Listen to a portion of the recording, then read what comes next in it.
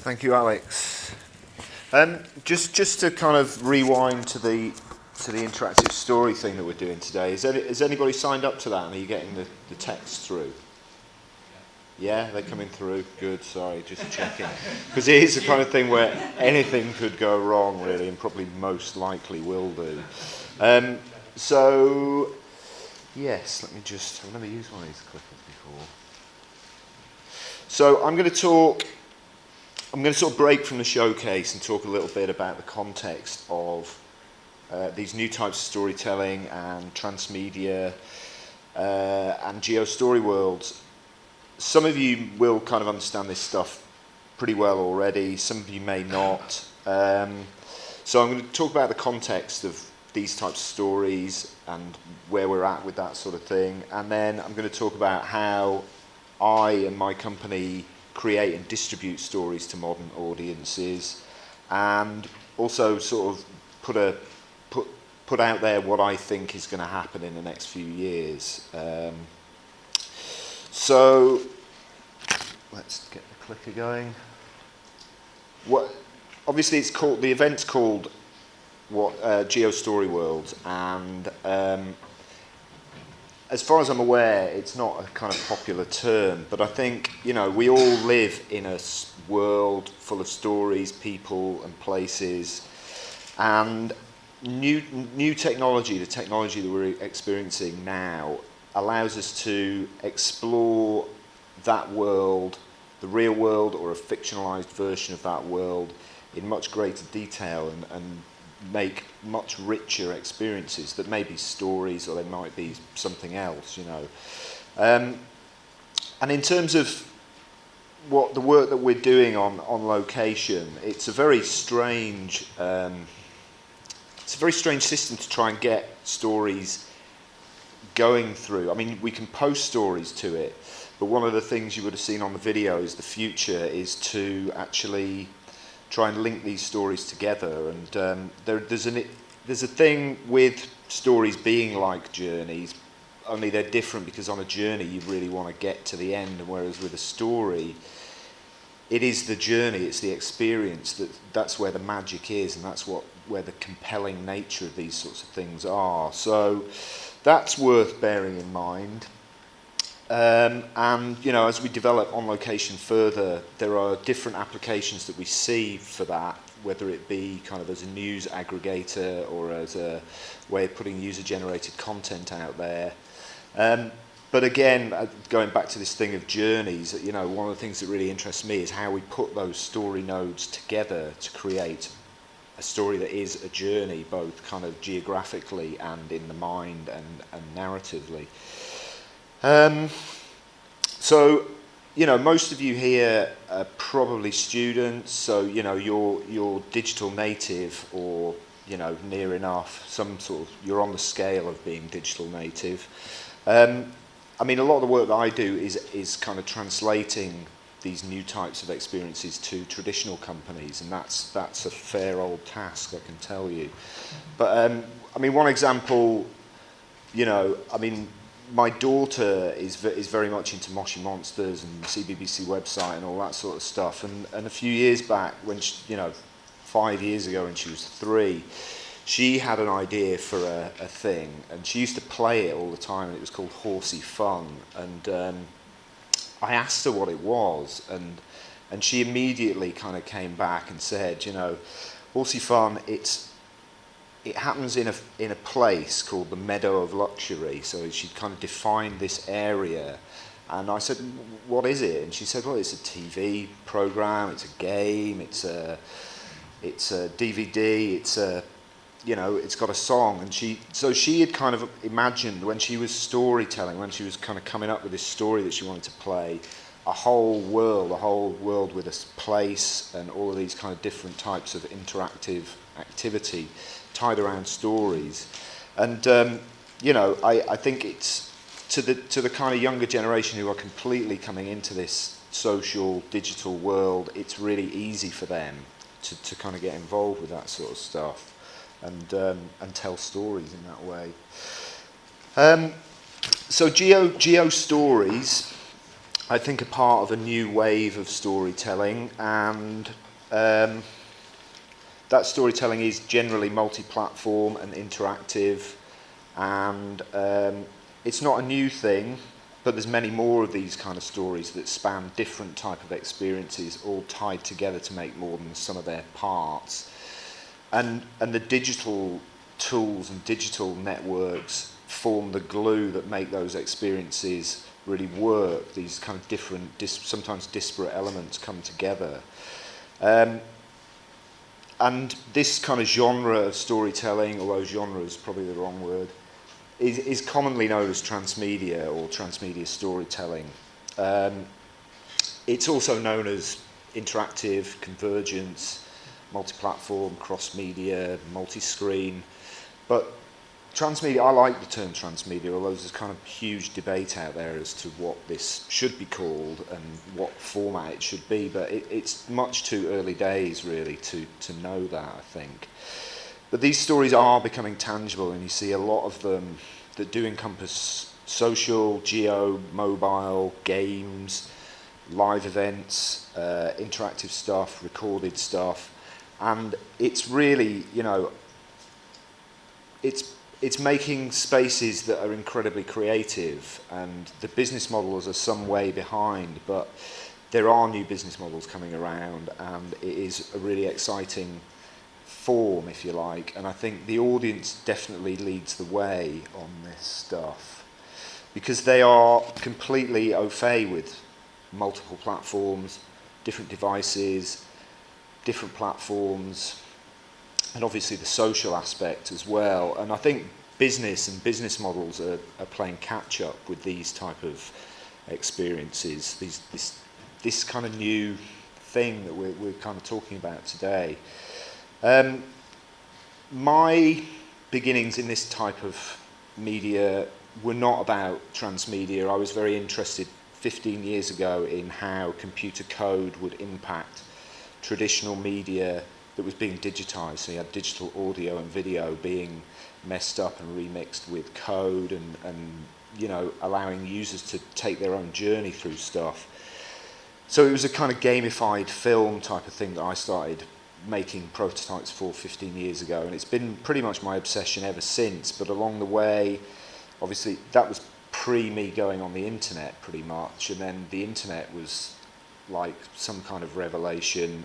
Social media was something that it took me a long time to get my head around, because I just thought of all of these networks as a way to broadcast more stuff, but culturally it wasn't like that. It was much more two-way. And then more recently, mobile is you know, a massive development, huge. And I think in terms of this idea of where I started was single screen interactive films, which are kind of like a labyrinth of extra material that you go into. The idea of transmedia is more about exploding stuff out. It's an exploded story that takes place in lots of different places with lots of different pieces of the story that you access. So that's transmedia and new devices and platforms. This is how I go about kind of creating and distributing stories to modern audiences, and that, bearing in mind that those audiences are on lots of different devices and platforms. And at Bellyfield, the company I work for, we have like a mantra, a 3-headline mantra that we use, and it's especially useful when working with traditional media companies. And that is, the first thing is the story. You've got to have a good story, and you know, storytelling techniques are pretty much eternal, but there are some new tricks with interactive that you will come across if you're in this space. I haven't really got time to go into all of the finer details, but you know, more of this kind of stuff that you do, I think you get a sixth sense about it, about what works, and you know, that watching how the audience responds to stuff and being agile about how you respond back to them is a really, really important thing. So number one is the story. Number two is the audience. I mean, I've talked a lot about the audience, but if I'm dealing with people who are from a traditional broadcast film background, then I have to get them to think about the audience, and the audience have changed, since 10 years ago. The audience are way, way different. This new disruptive technology has really given them a lot of power. It's given them a lot of choices. And if you're telling stories to them, they're going to want to be involved in that story in one way or the other most of the time. And, we've got a distracted audience who want to be involved. They're mobile, and they're kind of forming themselves also into groups and tribes, which you will have heard of in terms of kind of political movements and use of Twitter and social media around some of the big kind of events in the world recently. And this is really different to how it was 10 years ago. And the last of the three, the ways that we deal with creating stories for modern audiences, is to think about story worlds. And that's the biggest change and the biggest mindset switch that I try and tell people about and get people excited about, because I think it works in several different ways. Creatively, it is an amazing way to tell a story. I'll show you a bit more about that in just a sec. And it also feeds into the business models as well. So I think there's two sides to this story world philosophy that's really, really important. Creatively, I think this is kind of looking at moving from traditional media business models into a story world model, if you like. And on the left, you've got a single story as a TV, film, or a publication. It's generally time-based or page-based or whatever, but it starts, and then the story starts, and you move along it, and then it ends. Moving more to a story world model, you put that inside the world of the story, and then you start to think about extra content that can come off the story at angles, or sometimes I think about story worlds as being story in 3D, where things can move in different directions on different axes, and this can form content that goes onto the new devices and platforms, or it can form different types of content. But the really important thing is to use those storytelling skills to make sure that the content fits the DNA of the original story. The thing that made the story really exciting to start with has to be in all of those little chunks that are within the story world. And then following on, you've got a serialized story in a story world. So that might be a TV series or a bunch of franchise films. I don't think, I'm not involved in any of those kind of big scale sort of things, but it just shows a progression of how this kind of story world fits around traditional business models, which are the blue arrows, because they're exploitable. They are the things that businesses and media companies can make money out of. The newer technology is much harder to monetize, I think.